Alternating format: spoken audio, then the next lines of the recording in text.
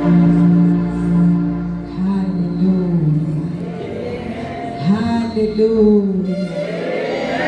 Hallelujah. Ngiyabingelela bangcwele ngelihle igama elinamandla, igama eliphakeme kunamagama onke, igama likaJesu. Hallelujah.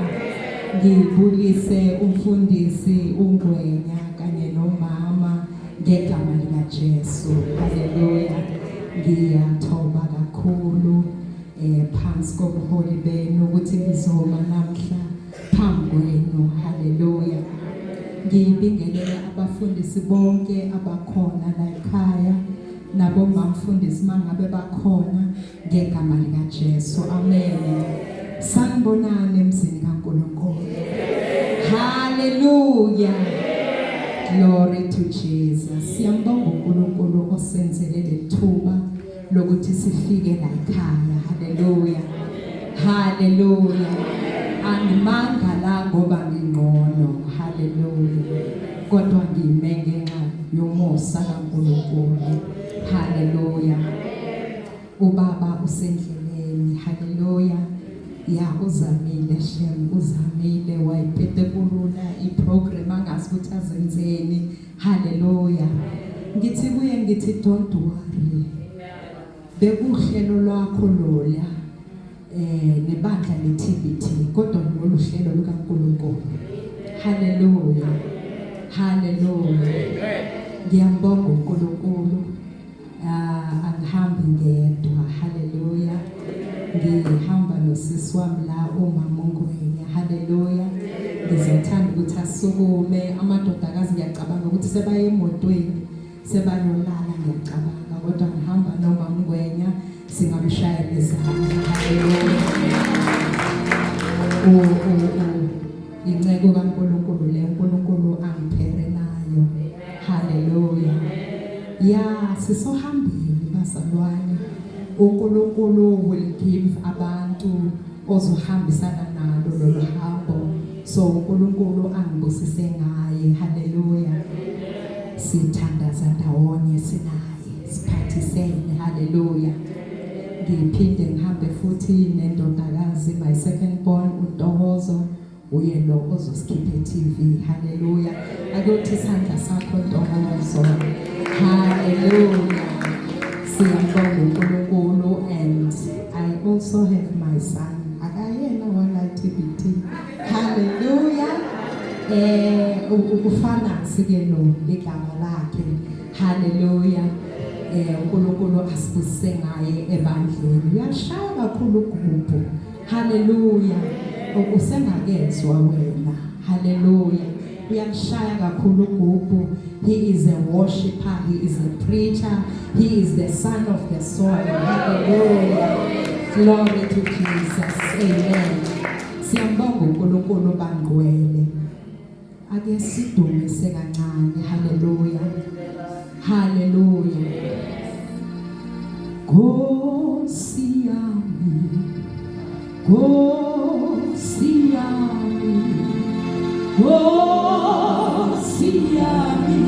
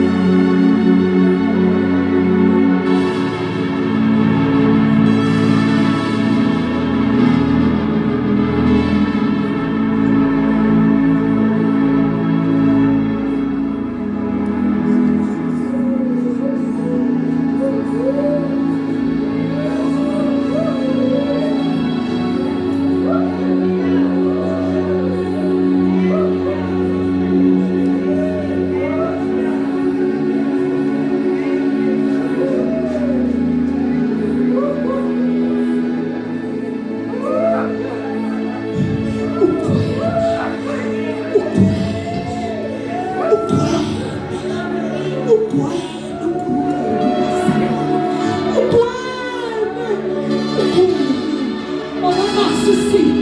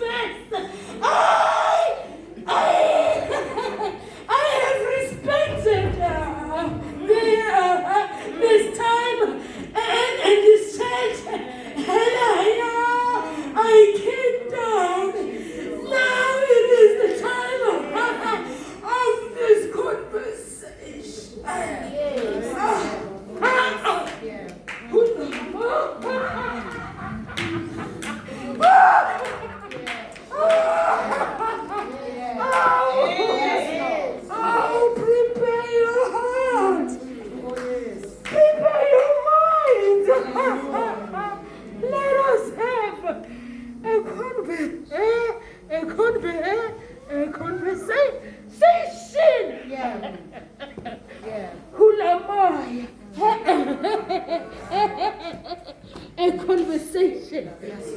Yes.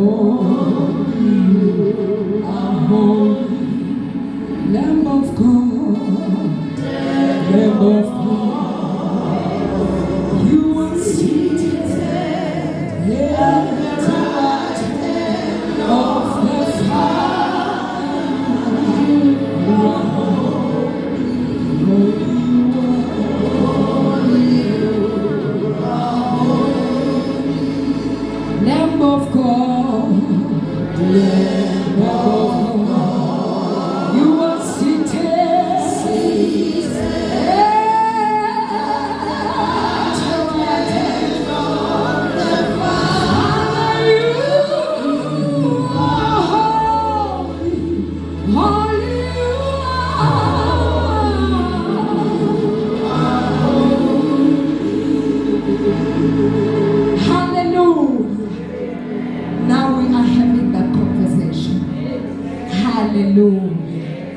Glory to Jesus. Ake simshayele izandla uNkulunkulu. Uphakeme kakhulu. Uphakeme. Uphakeme. Come on somebody, shayele izandla. Shayele izandla. Uyizulu yasebenza. Uyizulu yasebenza. Shayele izandla.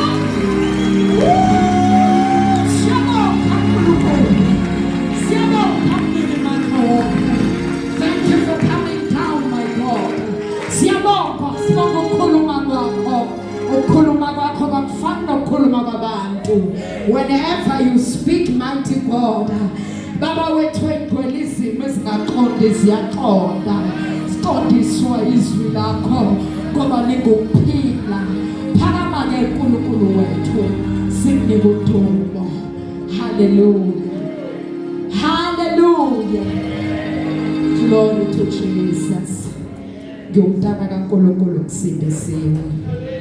Ngamamukela uJesu sesewumbazana. Hallelujah. Ngiyakwazi ukuya high school kusindisiwe. Ngiyakwazi ukusindiswa bathi yini le i-Valentine. Ngiphile ubungqwele bami kulila amakhadi kulila bonopopi kuzamaflower abantu banikezwa wena ube ngathi uyisidonyana ube ngathi hawu kanti wena uyi-WhatsApp group uyiphi. Hallelujah.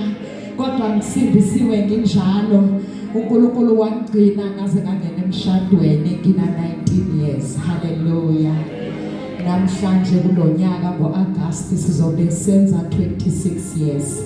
Hallelujah. Ngendlela bekugcwele ngakho ngamjiyani bathi phethwe adolescent abakaze bawubona umshado wabantwana. Hallelujah. Kodwa ngoba bengahambi ngedwa. Omningi ngona bengakwazi ukayina ibrugo, bengakwazi ukupheka. Mayini wabantu ngithi ngiyamupha ubone ukuthi uyafosta mara kungeni ngingakwazi. Hallelujah. And I made sure nginefile engaka yama recipe. Ayikho into engakwazi ukuyibhaka.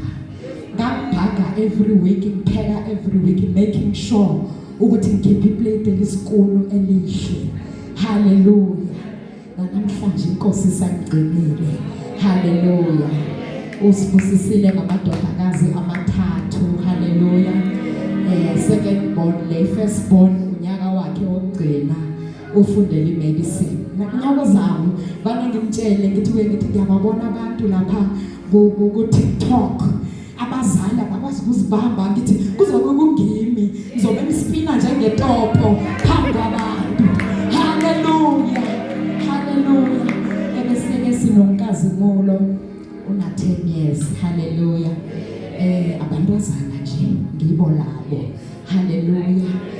Siyambonga uNkulunkulu ngabo abasibilayeli ukuthi angunamsana uzima ukuphi into okufaneleyo. So basifanele bona labo siyabathanda siyambonga uNkulunkulu. Hallelujah. Amen. Siya ezwini niphethe indaba la eTBT. Hallelujah. Indaba yobungqwele. Hallelujah. The way of walking in holiness.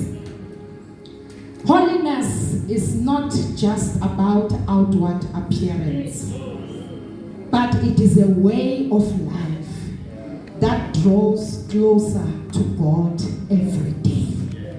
Yindlela yokuphila ubungqwele bokuthi usondele kuNkulunkulu each and every day. God calls his people to walk in holiness because yena engcwele. Hallelujah. Iscripture sami sifumaneka laphana ku 1 Peter chapter 1 verses 16. It's just one line nje phela ethi be holy because I am holy. Hallelujah.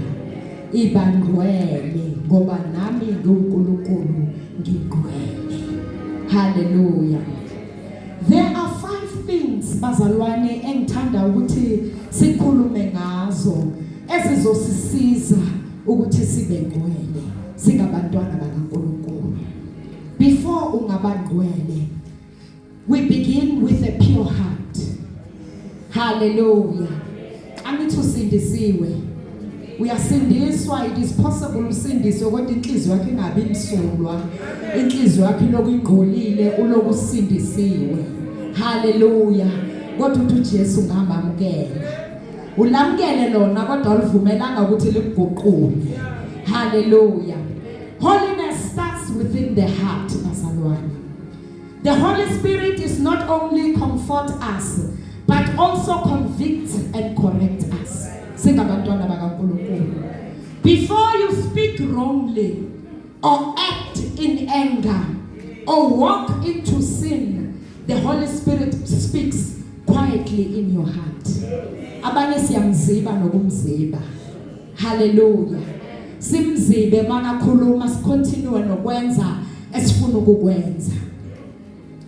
Ask God to cleanse your thoughts, your intentions and your emotions. Ungumntana kaNkulunkulu. When we read in Psalms chapter 51 verses 10, it creates in me a pure heart, O God.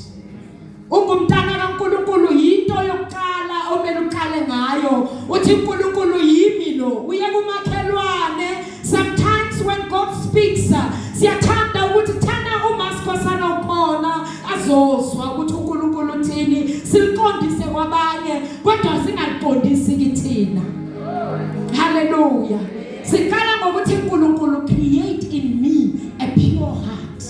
Yacelwa inhliziyo ehlanzekile phambi kobuso bakaNkulunkulu. Inhliziyo yomuntu isidalo sayo yimbi.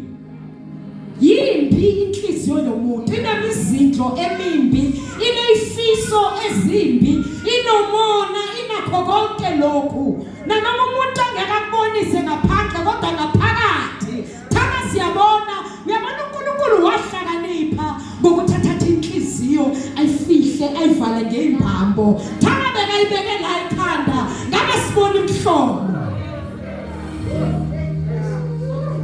Number 2, live by the word of God. Siphila ngezwi likaNkulunkulu. The word of God lights our path and teaches us what is right. Hallelujah. Ukuze ukwazi ukuhamba uqonde makujani njengalesiporo segate okhuluma ngaso, kumele uhlale ezwini ulihle izwi likaNkulunkulu. Psalms 119 verses 105. It your word is a lamp to my feet and a light to my path. Libukhanya izwi likaNkulunkulu. Uma ulihla uba umntwana wokukhanya, uhamba ekulungeni kukaNkulunkulu ngenxa yezwi lakhe. When we read the Bible and listen to God, our lives are transformed. Angithi sowusindisiwe, sowuqala inhliziyo ehlanzekile, ebeseke uyashintshwa. uNkulunkulu uyakushintsha ngezwi lakhe. Kumele sihlatshwe yizwi. Dala ngezwe umuntu athi ngihlatshwe yizwi. Elivangeli lesithi ngilo lela lasemandulo.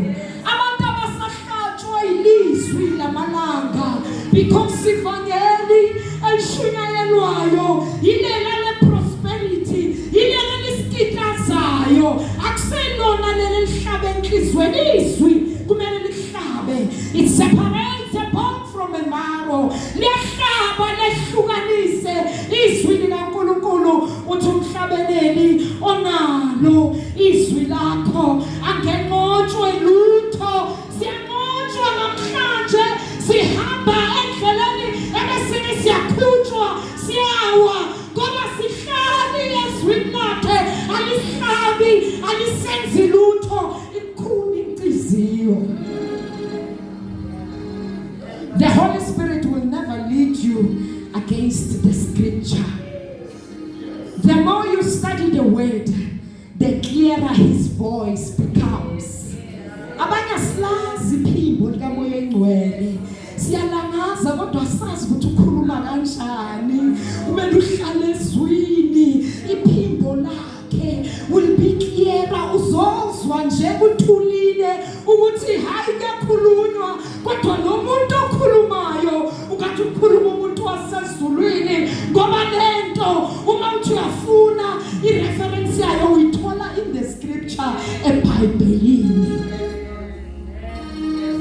Number 3, pray continually. A person who walks in holiness is a person of prayer.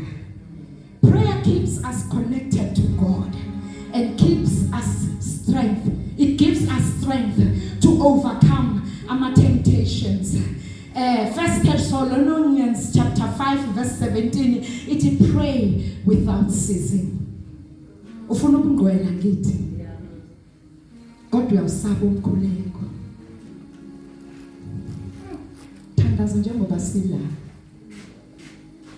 ekhaya, uthandaza ubaba siyabonga ukusigcina, sibonga iprotection, sisiyalala. Amen. That's your prayer. Uma wesaba umthandazo khohlwa ngobungcwele. You will never be holy if you are not a person of prayer. Prayer abazalwane shapes us singabantwana bakaNkulunkulu. Prayer molds us singabantwana bakaNkulunkulu. Kukhona umuntu wasezulwini otholakala emthandazweni. Uma uthandaza ufuna ubuso bakaNkulunkulu, yabona. A prayer, it is a communication noNkulunkulu. This is how we communicate noNkulunkulu wethu, through prayer. And uma umuntu communicate naye awukhuluma kushiya njalo uhambe, uyalinda iresponse ebuya kuye. That is what we call a communication. I'm talking about umuntu umoya ngcwele. When you have built your prayer altar ekhaya. Angikhulumi nge-altar lasesontweni, ngikhuluma nge-altar lasekhaya olakha uwedwa noNkulunkulu wakho. Indawo yakho ukuhlangana noNkulunkulu. Istruggle emthandazweni siyaphela when you communicate properly noNkulunkulu. Kuba lula ukuhlangana noNkulunkulu endaweni ye-altar. Hallelujah. It is easy naye uyazi ukuthi umajiyane ngesikhathi esiso uzobe ela. Hallelujah. It becomes easy. When we are struggling, you pray 5 minutes inegikhulu enhle so phela nehliziyo ukuthi abanye baqedaneni kanti kunina thandaza. Hey, uthandaza ukhulumisana noNkulunkulu. The more you do it, it's like umuntu oexerciseayo. Uma exercise 3 minutes is too much when you are starting. Uzokhefuzela uzwe ukuthi namaphahla ayashisa. But the more you do it, is the more you enjoy it. Is the more kuba ngama levels ukhuphuka ngomthandazo.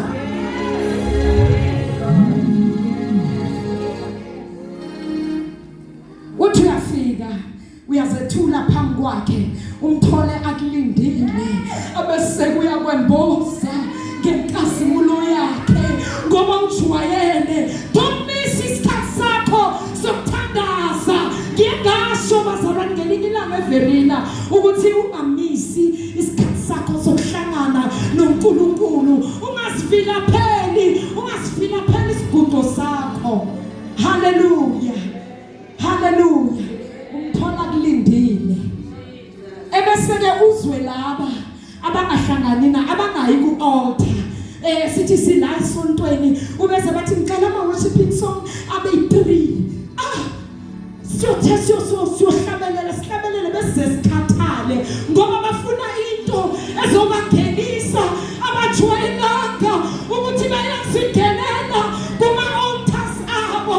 Uma sujwayele ukuhlangana naye bazalwane uthi ufika la ungakakhulumi lutho ebese-ke Allah ngoba ujwayele ukuthi uhlangana naye efihlakalweni. Uma uhlangana naye efihlakalweni usiveza phambi kwabantu.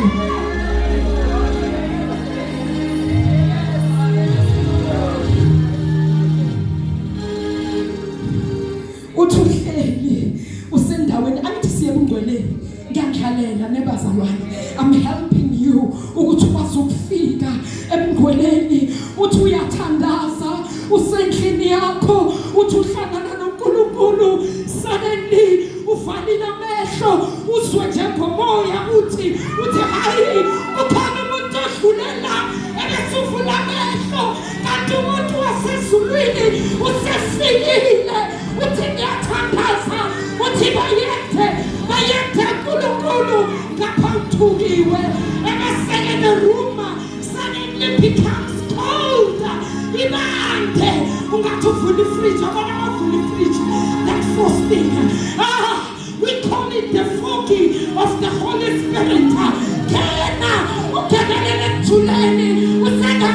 usengakafiki usengakaboni kuningi uNkulunkulu afuna ukukwambula akwambulele yena abonise inkazimulo yakhe usekhona la emhlabeni. Hallelujah, hallelujah. Umuntu umoya ingcwele uma isefikile, hallelujah, utholakala ekujuleni. When you go deeper, enkhulekweni uhlala emfihlakalweni yakhe, uyasambula, uyakwemboza, uthi uyafika uNkulunkulu akwemboze, uzwe nje ukuthi hayi kukhona isandla esimbambile, isandla sikaNkulunkulu.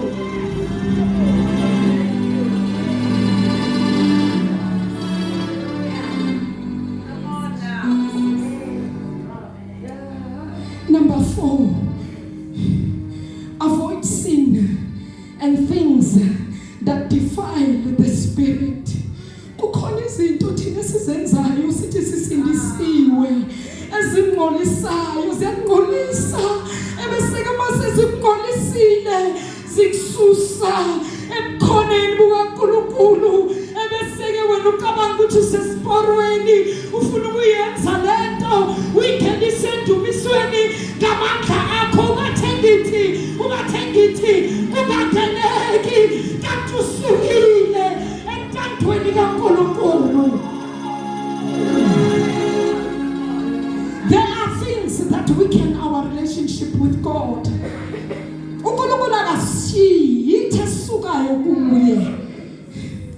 Things like harmful words that we utter with our mouth.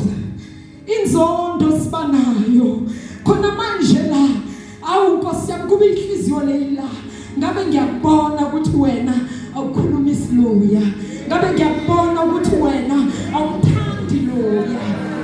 Awu Nkosi yami ziyasusa lezinto ebukhoneni bukaNkulunkulu.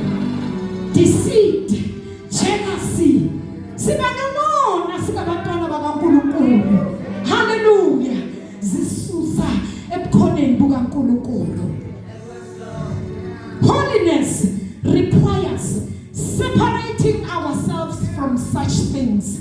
Sihlukanise. 1 Thessalonians chapter 5 verses 22 uthi avoid every kind of evil, not some kind, every kind. Hallelujah. That is why you must figure phambi kwakhe mangwenya nanoma ungahlangananga nomuntu endleleni wamkhuba, kodwa njalo makube mkhuba wethu ngokuthi masifika kuye sithi sonile phambi kwakho, sihlanze. uNkulunkulu dala inhliziyo ehlanzekile empilweni yami amabala wonke, ngoba sometimes yona singaboni ebese sicabanga ukuthi si-right kanti sasuka esiporweni sidinga yena ukuthi asibuyisele, ebese-ke yena ngoba his grace is sufficient akakhumbuli izolo, akakhumbuli ukuthi the same sinner uyenze mthangi wayenza ngalini, soma wena ngamalanga uthi kuxolele umusa wakhe usilingele, akuxolele akukeze abese kuyakwemboza.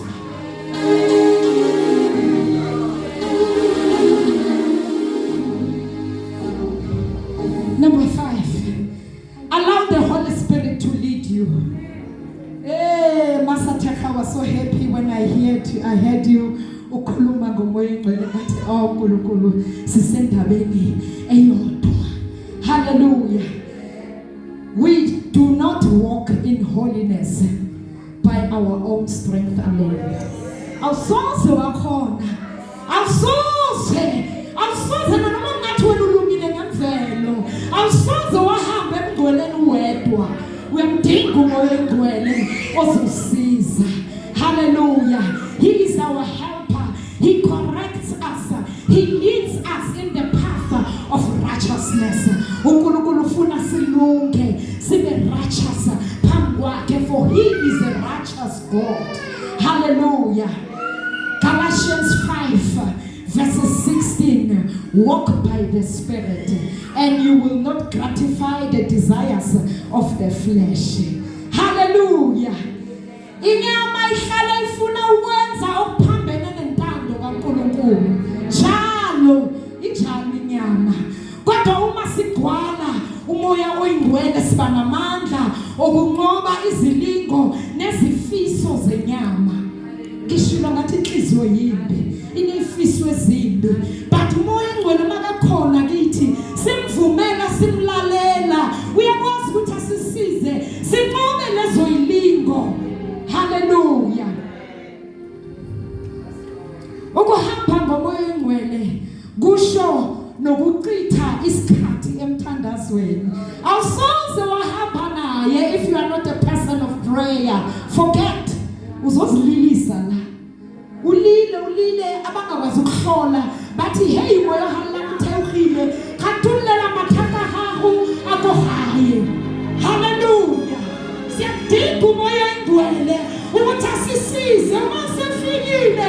Uyakwazi ukuthi asisize ebesike siyalalela sizwe ukuthi hayi siyakhulunywa ilimi kodwa leza zona zikamoya olunye uhlobo lukamoya lolu.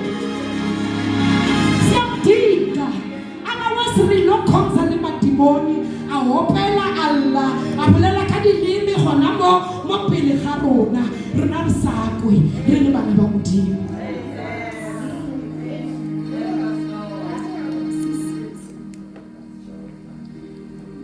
Lapho umuntu ehamba ngomoya ulwimi lwakhe luyahlanzeka. Ukuthi ukhuluma kanjani nabantu angeke wazenza wena wasihlanza, kodwa uma uhamba nomoya oyingcwele liyahlanzeka ilimi lakho. Indlela yakhe iyaguquka nenhliziyo yakhe igcwala ukuthula kukaNkulunkulu. Uyamazi umuntu osindisiweko kodwa inhliziyo yakhe ingena kuthula. Unyefula nthongolengwe. Unyefula lemiyabaro yabantu kamopheli. Unyefula likamhoba thubalebo hamudi mukade ukuthi mara nimbonile because awunakuthula enhliziyweni yakho. Uyadinga umoya oyingcwele ukuthi akusize ngoba mayisefikile unikezana ukuthula okudlula ukuqonda konke kwabantu.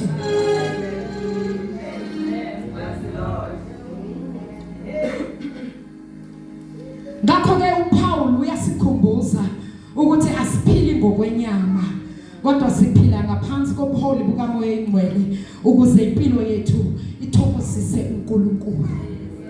Allow the Holy Spirit to lead you. It means to surrender your own will. Awusenayo intando yakho, awusayenze yakho intando. Hallelujah. Wenza eyakhe intando. That is why I was telling my sister ngithi kuye ngithi hey yazi angisakwazi ukwenza i-resolution. Angithi ngwahawuthoma bathu badira i-resolution. Ngithi mina ngisenayo i-resolution ngoba uthi unyaka uqala nge-31 bese umuntu wasezulwini uyakhuluma akhulume ngama-assignment akhulume ngalokho ukuthi umuntu angisenayo i-will mina. Hallelujah. We need to surrender kuNkulunkulu our all. Ukuthi uNkulunkulu akuseyona intando yami ezokwenzeka kodwa intando yakho. Enoma ufune zakhe lezi zakho uyazenezela. Uyakubusisa zonke lezo zidingayo zisetendeni yesandla sakhe. Uyazazi ngoba ubona ekujuleni kwenhliziyo yakho ungakasho wena ngomlomo.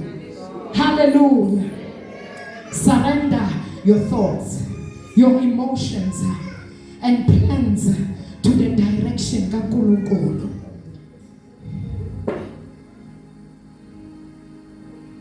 Ukuvumela umoya oyingcwele akuhole. It means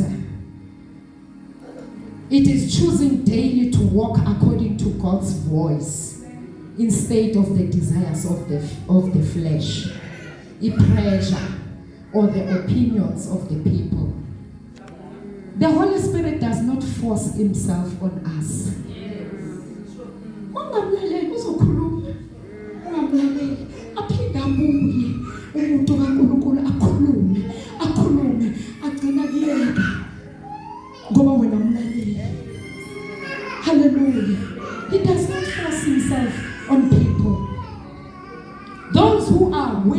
obey.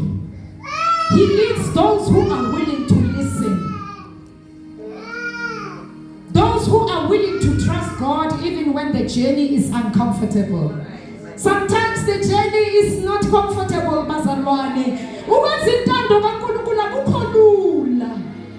Wena uzokhalela ngengamuza umunye umama last week athi uyazi abantu bathi eish ugqobo lwakho mfundisi siyalufuna. Athi awu uma ngabe ufuna ugqobo lwami kumele uhambe uyolala estradeni ngoba ngiyakwazi ukulala emotweni nginganandlu. Uzokwamukela lokho yini na? Alukho lula ugqobo lukaNkulunkulu. Manje udlule intweni zikushape iphahlazeke lenhliziyo leyo. Hayi ngoba kathandi. He is molding you. He is shaping you. Hallelujah.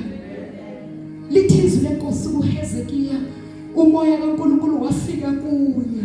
Wathi kuye wathi hamba uye to the potter's house. Ngiyokhuluma nawe uma ufika khona. uHezekiya walalela inceku kaNkulunkulu ngoba siyamlalela uNkulunkulu. Nanoma sometimes it does not make sense. Now I don't understand it properly, but ngoba ngiwumntwana kaNkulunkulu ngiyalalela. Walalela uHezekiya wahamba wathi makafika to the potter's house wafika wabheka wamthola phethe imbiza yakhe ayibumba. Now the shape is coming, but now I carry the shape ephumile. It's not what he wanted to create. Wahlakaza umakathethu wihlakaza wikala phansi wakala wakhuluma uNkulunkulu wathi kuye wathi you are like a clay in a potter's house. Nisezandleni zami. Sometimes uma le shape efelayo ngithi ngibheka ngibonga ukuthi ayihambisani nocebo lwami akuyona into engiyifunayo ngiyahlakaza ingakho udlule ebuhlungwini udlule imeni ubone ungathi uNkulunkulu ukulahlile kanti he is shaping you ukala kabusha ubakaphahlaza mvumele akwakhe uNkulunkulu akale phansi igolide lizophuma lapho liyothandwa yibo bonke abantu.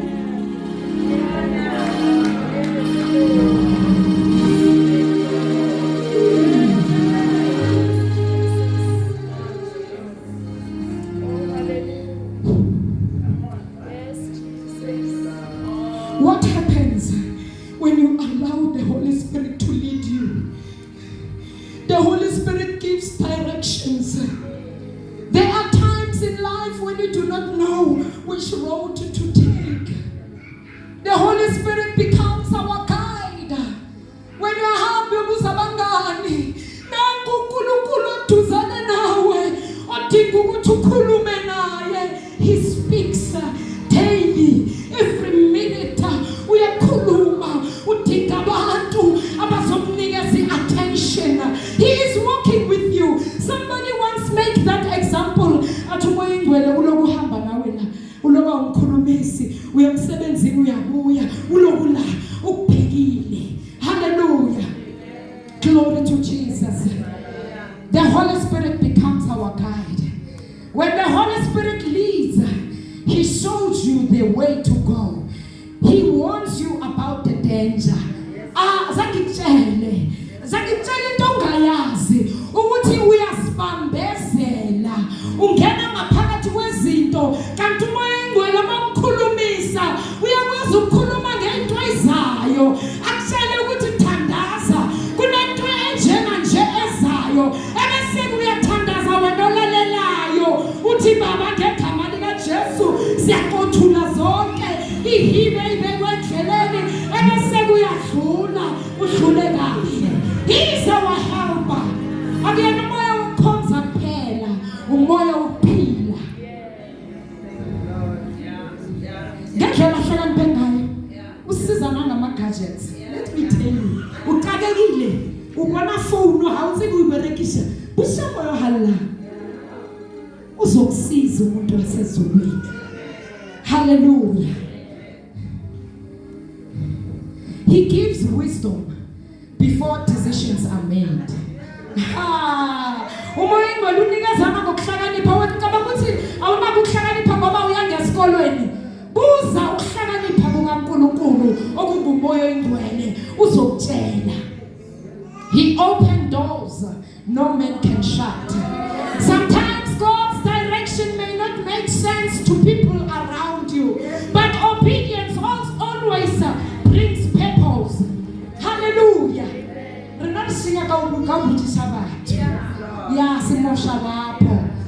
The Holy Spirit produces godly character. When the Holy Spirit leads you, your life begins to change from inside. I can relate to change wena. Hallelujah. But umvumela umoya ingcwele uloku yakhuza athi akakhulumi kahle akutshela ngomntwana ukuthi awukhulumisanga umntwana kahle hamba uyoxolisa ukutesta ngezinto ezincane uma ungalaleli uyafaila khona lapho but uma ulalela uzokuthemba ngeinto ezinkulu akithi usho njalo uthi uma uthembeka ngeinto ezincane mina ngicabanga imali kuphela. It's everything. It's not about the money phela ukuthi uma ngithembeka ngetithe yami uzongithemba ngesikhulu naseyintweni zonke uma uthembeka ngeinto ezincane uzokuthemba ngesikhulu. Uzokutshela kanjani ukuthi uma sathatha unenkinga esona so udinga umuntu ozomthwala wena mawufaila ngalencane ebese uyahamba uyobuza abangani ukuthi I'm not sure kari kuhlwa ngalo mudimo uri.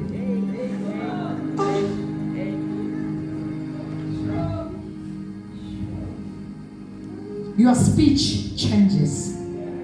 Your attitude changes.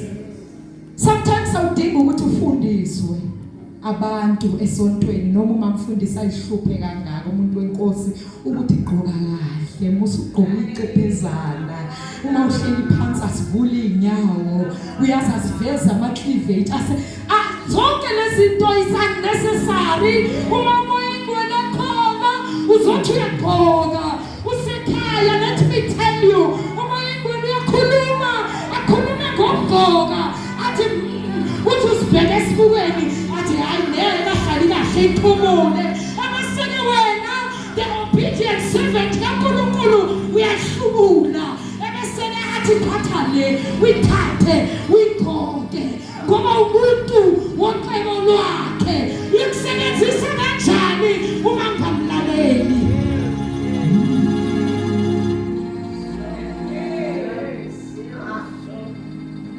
You no longer enjoy gossip, hatred, pride, bitterness because of the Spirit of God that is transforming you.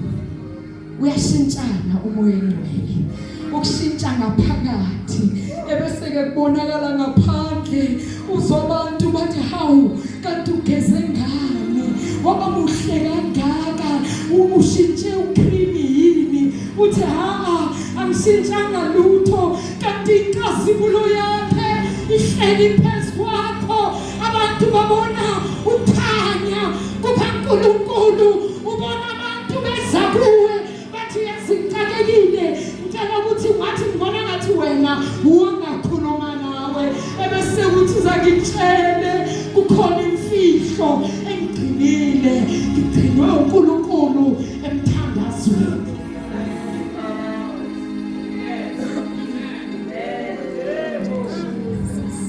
You cannot be led by the Holy Spirit while insisting on your own way. Mawusafuna ukuhamba ngendlela zakho ngokwazi kwakho asoze umoya ingcwele akuhola. Surrender means saying, Lord, not my will, but yours be done. Makwenzeke intando yakho. Hallelujah. That is surrender. Surrender. Mara unento surrender. Sisasithwalele, sisasibambele, sisasilwela, sisasolvela. Uma ngabe siya uzomuzwa wathi thula. Yesu uNkulunkulu uthi uyezwa ukuthi yazi khona into ebhebhedlekako ngapha ngaphakathi ebilako ngathi ngakhuluma athi thula akuyona yakho impilo yami ebese ke wena uyalalela angazi wena ongamlaleliyo ukuthi ukhona kanjani. Hallelujah. Holiness is also revealed in how we treat others. Ukuthi ungcwele siyobona ngempatho yakho mawuphethe abanye abantu.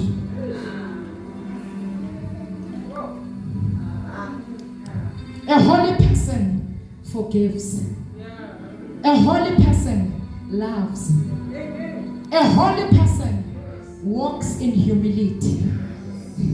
Akahlala umoya engcwele emuntwini ongayithobanga. Akahlala umuntu kaNkulunkulu emuntwini ongakazithobi. Colossians 3:14.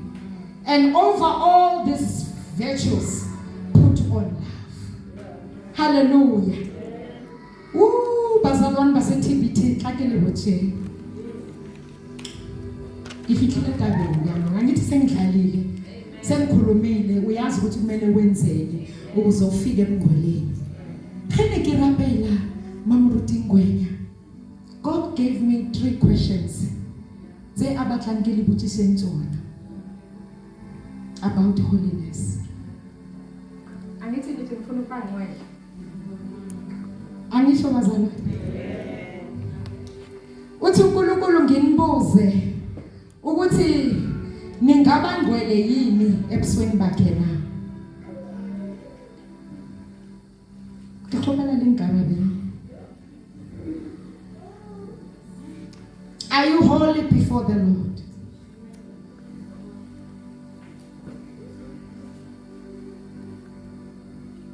Number 2. Ningakanani ebungcweleni bukaNkulunkulu? Angithi khona laba ngaphakathi abathi singcwele. Ukangakanani ebungcweleni bukaNkulunkulu? Number 3. Ubungcwele kuwe kusho ukuthini? What does it mean to be holy?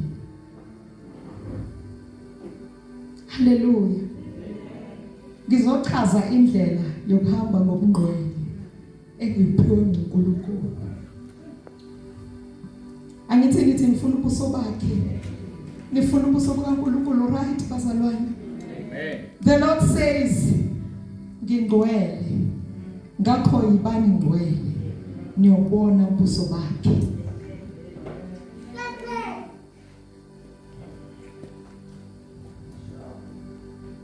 Uthi uNkulunkulu ninombuzo enobuzayo ukuthi kwenzeka kanjani ukuthi umuntu abe holy.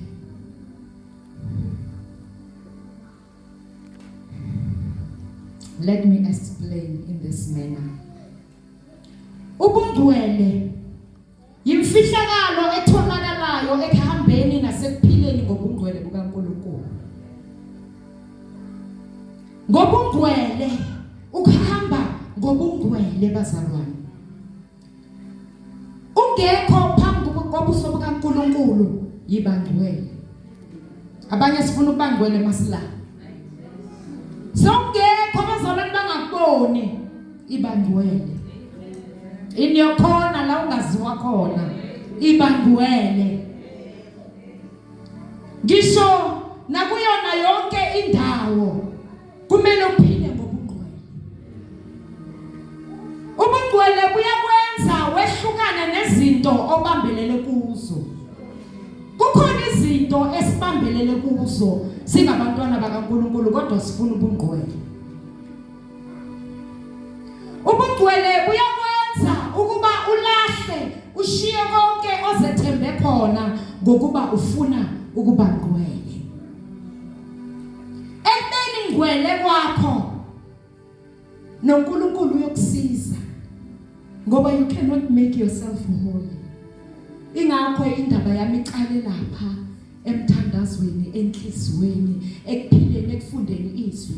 God will help you to become holy. Nguye obungcwelisayo ngoba yena ungcwele.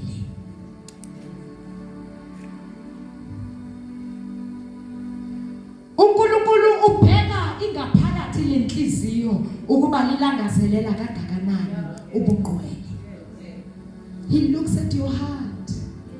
God is one person that we cannot fool. You can fool me.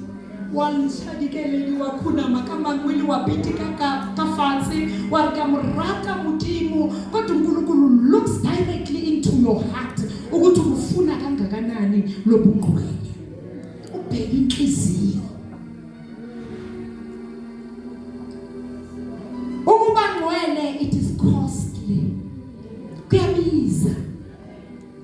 Ukuba ngcwele kusho ukuzidela. Uthi Apostle Paul, it is no longer I who lives, kodwa uKristu ophila ngaphakathi kwami. Sithi sindisiwe simamukele kodwa simvumele ukuthi aphile ezintando yakhe ngaphakathi kithi. Not my will but your will, oh God. Sithi uNkulunkulu asisize. Hallelujah. Kusho ukwahlukanisa. Kusho ukushiya ngokweqiniso. Kuyabiza ukuba ngcwele. Kusho ukusuka kulokho ozithembele khona. Ubungcwele busho ukuthi actually you don't want anything of pride. Awufuni. Anything of the unholy awuzibandakanyi nayo. You separate yourself. You want to be purified. Ngangcono kuphela ukuba popular. Kunokuthi ngihlukane nobungcwele bukaNkulunkulu. Ngangcono ngiphile ngedwa. Inkinga wena ufuna ukuba phakathi kwe-crowd. Ufuna ukuba phakathi kwabantu. Ubungcwele bukaNkulunkulu bufuna umuntu ozosihlukanisa. Athi uNkulunkulu ngizehlukanisela wena. Ngangcono i-friendship iphele. If it means ngizodenteka, ngizodhola, ngizosuka entandweni yakho. Ubungcwele bubiza ukushiya abangani. Ensindisweni asihambi nabangani. Let me tell you hanyani kanina. Uma uNkulunkulu aqala ukukhuluma asho ubizo lwakhe kumina, wangikhupha ngaphakathi kwamagroup. Wathi phuma. Nginga-understanding ngikhala. Kuthi mara uNkulunkulu vele ufuna ngibe ngedwa. Ngingabi nomngane. Nje mina ngiyokhuluma nobani. Athi kimathami here. Talk to me. God will separate you. Akhiphe phakathi kwabantu. Ngithi kodwa uNkulunkulu yindaba ungikhipha. Athi yazi ukuthi yini. Into yami engiyakhayo ngaphakathi kwakho awuzokwazi ukuyikhuluma ebanganeni bakho because uzosaba ukuthi laba abangani bami utloyiraso wasibuleli. But I don't want it to be dented.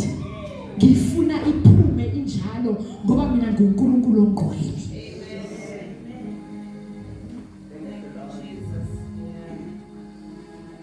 Ubungcwele bubiza ukungasaphili according to the standard and the living of this world. Hallelujah. Remata horateha, hlale ubungcwele bazokuthanda. Uzothandwa yilabo aba-right, hayi labo aba-pretendayo abathi ngabe uyamrata because as long as they can benefit, wash out. Kunabantu abakusondelayo bathi siyakuthanda kanti ngoba kukhona abakubenefitayo. Uma sekuphelile uzobabona bahlehla uthi mara ndosizwa ubani ngamenzela lokhu lo angakusiza ungatholakali. Kungcono ukuhlala emngcweleni noNkulunkulu.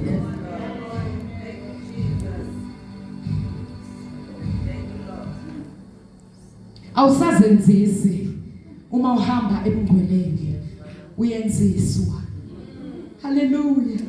Bari waswenka wasiba waswenka uthi angizenzi kodwa ngenziwe. Hallelujah. Because ekukhuphile ngaphakathi kwabantu. Hallelujah. Ubungcwele bubiza ukulalela umoya ongcwele in your everyday living. Yo bazalwane, ukuhlala entandweni kaNkulunkulu. Angisaphili mina. Angisenayo I don't have a will anymore.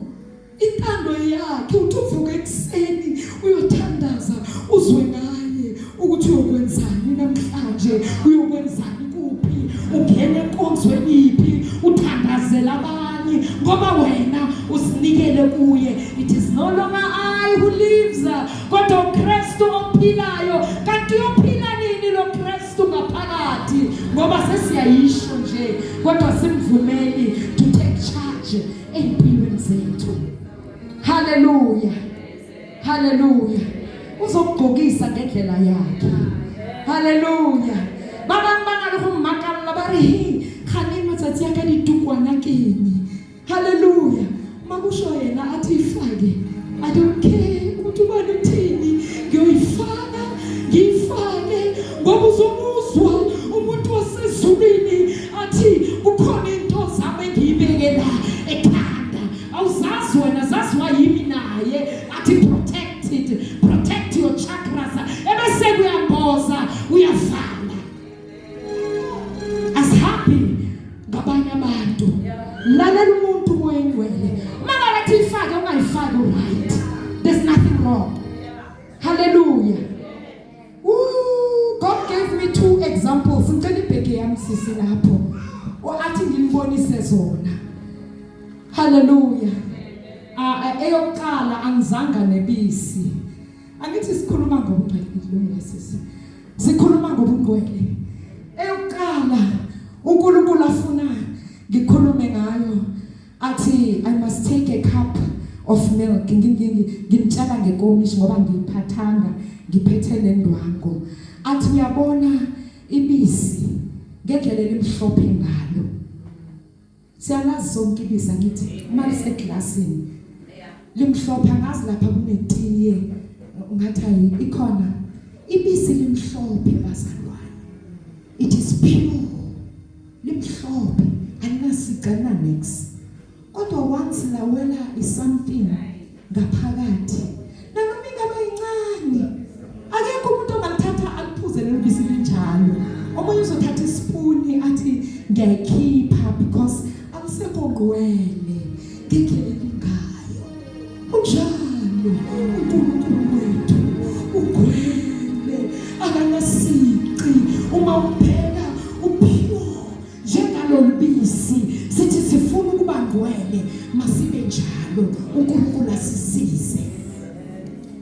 Uthi sengisho lento encane nje a stain or a drop ewela ngaphakathi alisekho ngwele.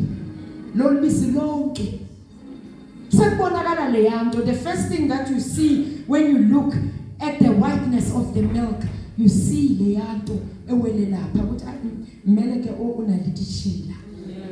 Hallelujah. Nathi sinjalo kunento encane.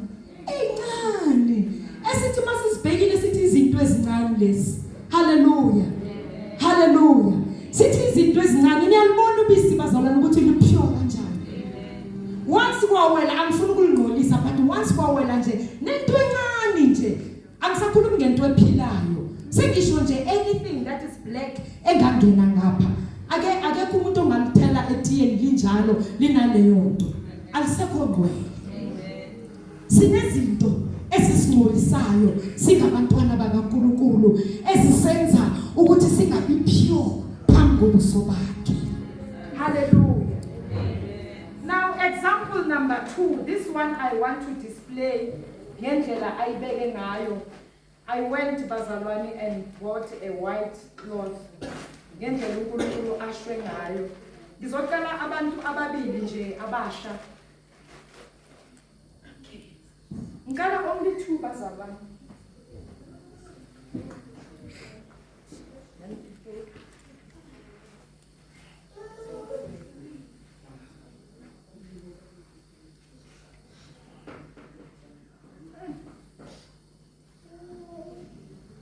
Linjani le laphi bazalwane?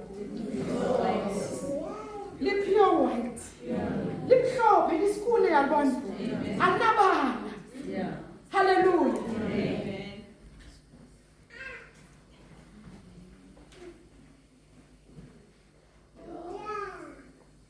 Linjani manje balubheka?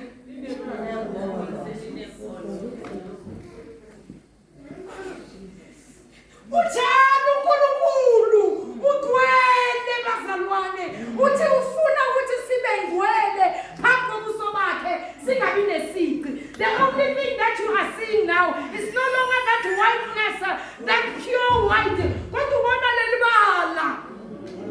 Sinje phambi kobuso bakaNkulunkulu ubona amabala esinawo singabantwana bakaNkulunkulu sidinga ukuhlanzeka sibe mhlophe singabi nesici phambi kobuso bakhe. God wants us to be holy, mama. uNkulunkulu ufuna sibe ngcwele. Uthi yena ungcwele, uthi akanasici, uthi God without any blemish, without sici nesodwa. Uthi I am pure. Therefore abeza kimi mababe ngcwele, babe pure njengoNkulunkulu. Amen. Hallelujah.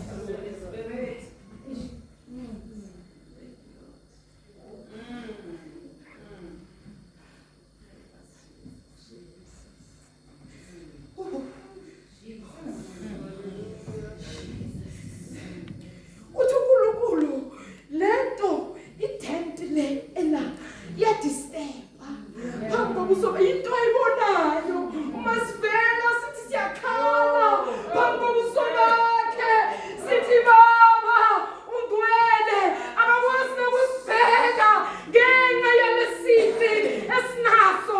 We need to be pure because uNkulunkulu ungcwele. Uthi be holy for I am holy. Yes. Hallelujah. Yes. Hallelujah. Uthi kanjalo my holiness. Uthi ngiguye ongcwele. Ngiguye onamandla okungcwelisa. He is the one you cannot make yourself holy. Wakazethule usinikele phambi kobuso bakhe. He is able to make you holy, for he is holy. Ungcwele uNkulunkulu. Hallelujah. Masibe ngcwele without any spot. Hallelujah. Without any small dot. Yabona, a small dot contaminates the whole thing. Yonke into seyidentekile, isingcolile, ayisekho ngcwele phambi kobuso bakhe. Uma sivela phambi kwakhe kuvela lamabala lawa. Kuvela amabala ebeseka yasho ezwini lakhe aribantumisha baphambisa amatsogo mara amatsogo baphambisa nkimatsogo atlethi inkamati in the stain that he is seeing. Udinga ukuthi sihlanzeke, asikwazi ukusondelana naye ngenxa yalamabala. Sidinga ukuthi uNkulunkulu asihlanze asuse lamabala ebeseke siyakwazi ukuthi singene khumula ukuthi uJesu uma isihengo sethempeli sidabuka wasivulela ukuthi laba priest bebangena khona endaweni engcwele nathi siqualifye ukuthi singene. Angena abantu abanamabala kuleyo ndawo engcwele. Sidinga ukuthi sihlanzeke phambi kobuso bakhe. Ngiyabonga. You can fold it. I just wanted to display lokho ngendlela uNkulunkulu avela ngayo. Hallelujah. Sivela singolile phambi kobuso bakhe. Uthi ibani ngcwele ngoba mina ngingcwele. Hallelujah. Bazalwane, this is the path that you need to take in order to reach great holiness that we are on about namhlanje. Anithi namhla sisebungoleni. Sithi sifuna ukuba ngcwele. This is the path that we need to take ukuze sifinyelele. uNkulunkulu ungongcwele, akanaso nesincane isici. Ungongcwele. The highest degree of holiness. He is holy. He is pure. Uyibo, ubungcwele, uqobo lwakhe, ufuna ubungcwele, kumele ahlale kuye, angcweliswe nguNkulunkulu uqobo lwakhe.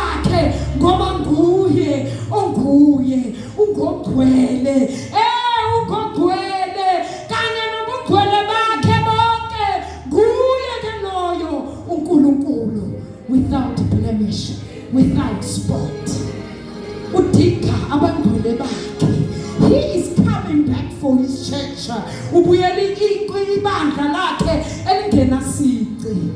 Uma sinamabala sizosala sithi simkhonzela uNkulunkulu impilo zethu zonke, iminyango ivalwe kuthiwa dedani anginazi ngenxa yalamabala esinawo. Makasize uNkulunkulu.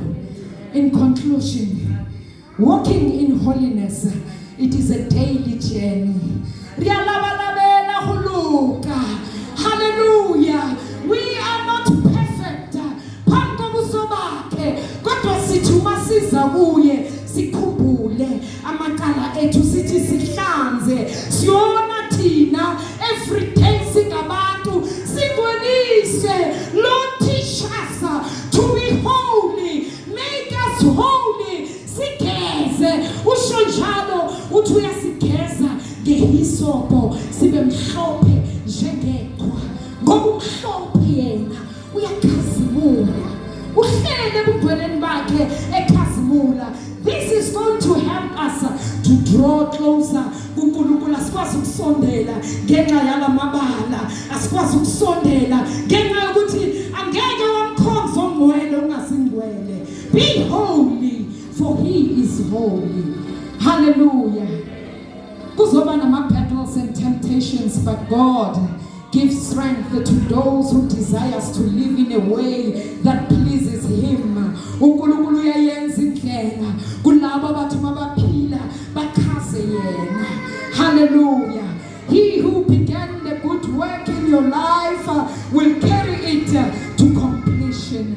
uNkulunkulu umnini mandla wonke. Ngizocela ibandla likaNkulunkulu ebeseke siyasukuma thina sonke siyaphambi kwakhe siyokwenza umthandazo wokuzethula ngokwempela ke manje ukuthi uNkulunkulu siza mina ngifuna ukuba ngcwele. Siza mina uNkulunkulu moya ngcwele ngiyadinga empilweni yami. Forgive me ukuthi uma ukhuluma angilalelanga ngiphikise nabanye bayaphikisa bathawa bathi bakarini mama abantu bazothini mama phuma ebantwini asoze bakwenzela lutho. Bheka kuJesu.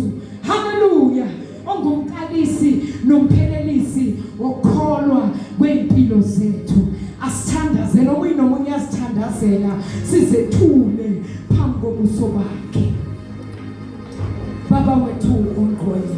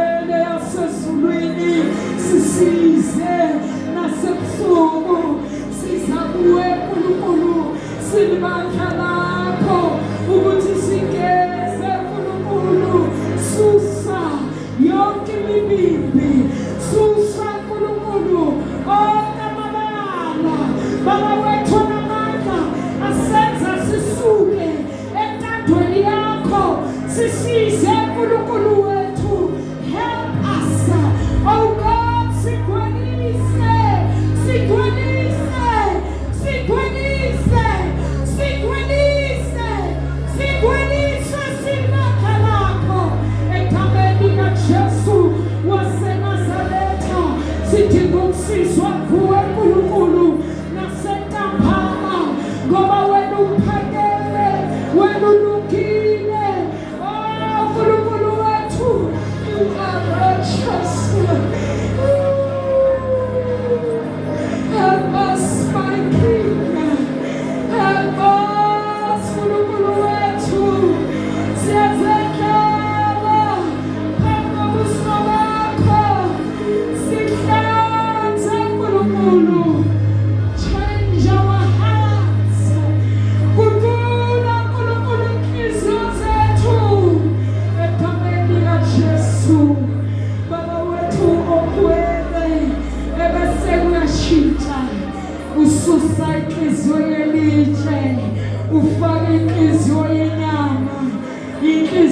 thobekile inhliziyo elalelayo, an obedient heart, oh God.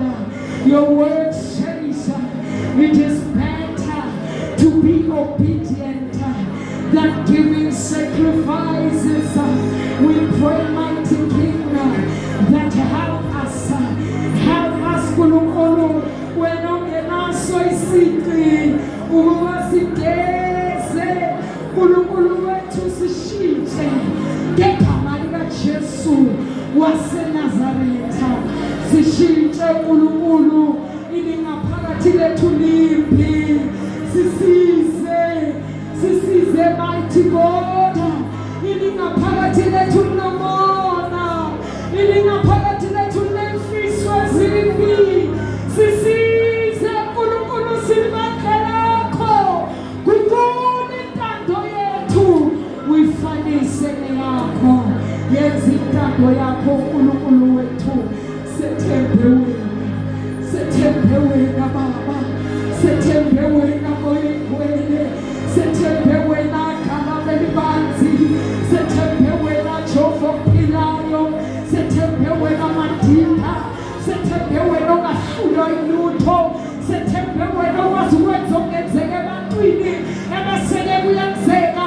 Kukhona intando yethu ebusuku ngegama likaJesu waseNazaretha ophilayo, sisize Moyengcwele, sisize Nkulunkulu wethu, kunamandla, hinamaya, kulebe nahana, hinamahana, hunehela, hinyamakashando, nibababashato namasaya, hinamakahinahaleya, kulebe nahana, kurabababashate, rikapatona masaya, rikapahinahaneya, hinyamaya, hunemeya, hinyamaya shato, hinamaya haleya, hunemeya, uhunaseya, uhunamaya, uhunanyakaka, hinamaya, bayata, bayata, bayata, bayata zikhonele, bayata kuphila waphakade, bayate Nkulunkulu wethu, sibongile Moyengcwele. We thank you, we give you praise, we give you honor.